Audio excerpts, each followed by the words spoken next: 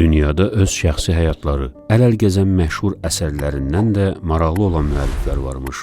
Bu müəllifləri sadalamaq fikrində deyiləm. Amma indi bəhs edəcəyim istedadlı İngilis yazıcısı Charlotte Bronte də bu sırada olan yazarlardan biridir. Həqiqətən də bu gənc qadın yazarın həyatını, hətta yalnız faktları belə həyəcansız, kədərsiz, heyrətsiz oxumaq mümkün deyil. Düşünürəm ki, istedadlı qələm sahiblərindən biri, yaxud yazıçılardan kimsə bir əsr yarım bundan əvvəl yaşayıb yaratmış Bronte'nin həyatını qələmə alsa, əvəzsiz bir əsərin doğuşuna imza atmış olar. Bəlkə də yazılıb, kim bilir.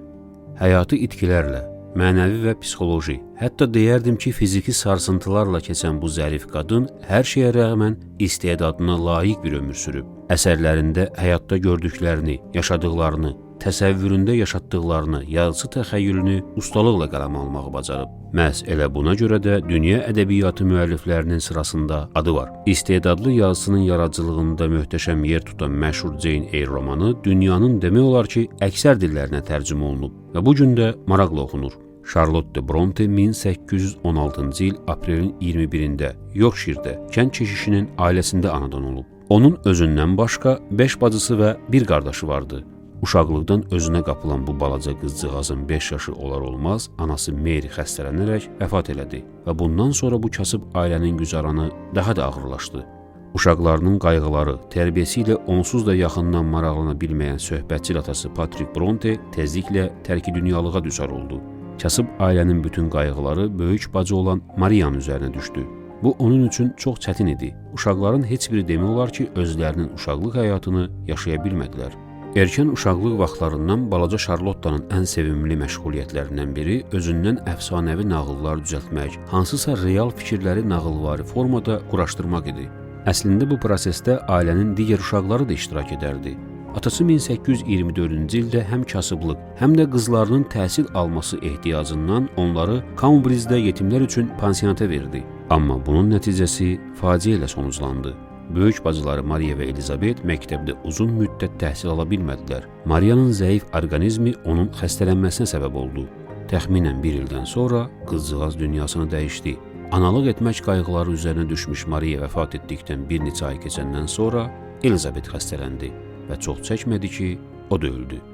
Qorxuya düşən atası Charlotte ilə Emilia'nı pansionatdan çıxartdı, amma sıxıntılar bitmədi. Belə demək mümkündürsə, böyük bacılarının bir-birinin ardınca vəfat etməsi bu dəfə balaca Charlotte'nın çiyinlərinə böyük yük qoydu. Çünki indi hamıdan yaşca böyük olduğu üçün hər bir işin öhdəsindən o gəlməli idi. Charlotte inadkarcasına bütün ağırlıqları çəkərək elə yaşadığı yerdəcə təhsil almağa başladı. Amma ailə üçün pul da qazanmaq lazım idi. Charlotte 19 yaşında artıq mürəbbiyə işləməyə başladı. Lakin çox çəkmədi ki, işdən onu uzaqlaşdırdılar. Bundan sonra kiçik bacısı Emily ilə məktəb açmaq fikrinə düşdülər və bunun üçün fransız ədəbiyyatı ilə məşğul oldular. Bir müddət sonra isə xalasının maddi köməyi ilə onlar Brüsselə getdilər və 2 il orada qaldılar. Bu uzun müddətli səyahətdən sonra bacıların dünya görüşündə böyük dəyişikliklər yarandı. Vətənə qayıtdıqdan sonra bacılar öz ədəbi düşüncələrini oxucularla bölüşməyə qərar verdilər. Onların ilk kiçik həcmli kitabı 1846-cı ildə çap olundu. Onda Charlotte'nın təxəllüsü Correr, Emily'inki Ellis Bell, Anna'nınsa Acton Bell oldu. Amma bu kitab geniş oxucu auditoriyasının diqqətini özünə cəlb edə bilmədi. İlk kitabda şeirləri çap olunan bacılar bu dəfə özlərini prozada sınamaq qərarına gəldilər. Charlotte professor, Emilia İldırımlı uçurum, Anna isə Agnes Grey povestlərini naşirlərə təqdim etdilər. Amma maraqlıdır ki, professordan başqa digər 2 povestin nəşri üçün naşir tapıldı. İlk sarsıdıcı uğursuzluqdan sonra qəti ruhdan düşməyən gənc Charlotte öz bədii yaradıcılığını durdurmadı və çox çəkmədi ki, Charlotte'nın zəhməti nəticəsiz qalmadı. 1849-cu ildə onun məşhur Jane Eyre romanı işıq üzü gördü və əsər heç kimin, heç Charlotte'nın özünün də gözləmədiyi bir müvəffəqiyyət qazandı. Çapından qısa müddət sonra roman Avropanın müxtəlif dillərinə tərcümə olunaraq nəşr edildi. Şübhəsiz ki, müəllifinə böyük şöhrət qazandıran bu əsər həm də ailəyə maddi dəstək də gətirdi. Charlotte Bronte əsərlərini təxəllüslə yazıb çap etdirdiyi üçün həmin imzanın arxasında kimin dayandığını bilməmək də insanlarda daha böyük marağın yaranmasına səbəb oldu. Həm kitab həvəskarları, həm də ədəbi mühit artıq hiss edirdi ki, ədəbi üfüqdə yeni bir istedad doğulmaqdadır. İndi ona rədd cavabı verən naşirlər belə ondan yeni əsərlər gözləyirdilər. Bölgənin fəhlələrinin həyatından bəhs edən ikinci roman Şerli çap olunandan sonra oxucular artıq məlum təxəllüsün arxasında özünü saxlayan müəllifin ədəbi talantını bir daha təsdiqlədilər. Onun maraqlı, özünə məxsus üslubu çoxlarının ürəyinə yatırdı. Əslində Charlotte Bronte Jane Eyre-lə sözün əsl mənasında yazı karyerasına başlamışdı. Ədəbi mühit, oxucular hər yerdə bu sirli, gənc müəllif haqqında danışırdı. Ailənin kədərli həyatı isə davam edirdi. Növbəti faciə özünü yetirdi. Qardaşı Brownell 1848-ci ilin sentyabrında vəfat elədi. İki gəncəcik bacısını erkən yaşlarında itirən Charlotte bu itkidən dərin sarsıntı keçirdi. Təhqiqatçıların yazdıqlarından məlum olur ki, gənc yazısı tez-tez qardaşının qəbri üstünə gedər, uzun müddət oradan ayrılmazdı. Amma heç bu da son deyildi. Ailəni yeni itkilər gözləyirdi. Qardaşının ölümündən 4 ay ötməmiş bacısı Emilia lap cavan yaşında dünyasını dəyişdi. Sevimli bacısının itkisindən özünə gəlməyə macal tapmamış, yazıcı növbəti zərbəni aldı. O bir qədər sonra 1849-cu ildə kiçik bacısı Annanı da torpağı tapşırdı. Sanki həyat eyni acıları ona yaşatmaq üçün inad edirdi. Onunsa itirməyə kimsə qalmışdımı? Bu solğun bənizli, zəif qızın bu qədər itkilərdən sonra həyatda dura biləcəyinə o vaxt çoxları inanmırdı. Amma Charlotte Bronte hər tərəfli sarsılsa da bütün olanlara tab gətirdi. Bəlkə də yazıb yaratmasaydı, özünü əsərlərinə həsr etməsəydi, bu onun üçün mümkün olmayacaqdı.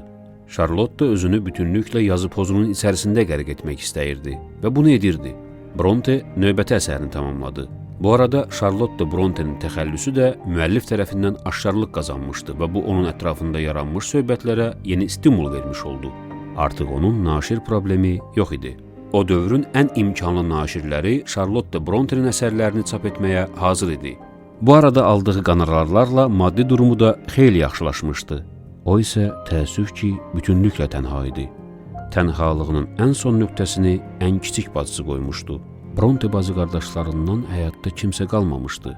Onların hamısı gənc yaşlarında bu dünya ilə vidalaşmışdılar. Digər tərəfdən Charlotte Bronte'nin öz şəxsi həyatında da problemlər baş alıb gedirdi. Yaşadığı köhnə və yeni stresslər onu həyatdan küstürmüşdü. Son dövrlər Charlotte Bronte özü də gücünün bitib tükəndiyini hiss edirdi. Mənəvi əzablardan əziyyət çəkən yazıcı bütün acı sıxıntılarına baxmayaraq 1853-cü ildə özünün yeni romanını Villetti üzə çıxardı. Bu romanı da oxucular tərəfindən maraqla qarşılandı. O isə özünü kimsəsiz və lazımsız hiss edirdi. Bütün varlığı ilə bağlı olduğu sevdiyi insanların çoxu ondan uzaqlarda, əlçatmaz yerdə idilər. Belə deyirlər ki, Charlotte sonuncu əsərindən sonra itirdiyi qardaş və bacılarının qəbrini daha tez-tez, daha uzun-uzadı ziyarət etməyə başlamışdı. Charlotte Bronte həm də fiziki cəhətdən çox zəifləmişdi. Tez-tez xəstələnir, halı pisləşirdi. İstedadlı yazıcı, əsərləri qısa zaman içərisində dünyanın bir çox dillərinə tərcümə olunmuş, lakin təsvirə gəlməz kədərli bir həyat keçirmiş Charlotte Bronte 1855-ci il mart ayının 31-də 39 yaşında öldü.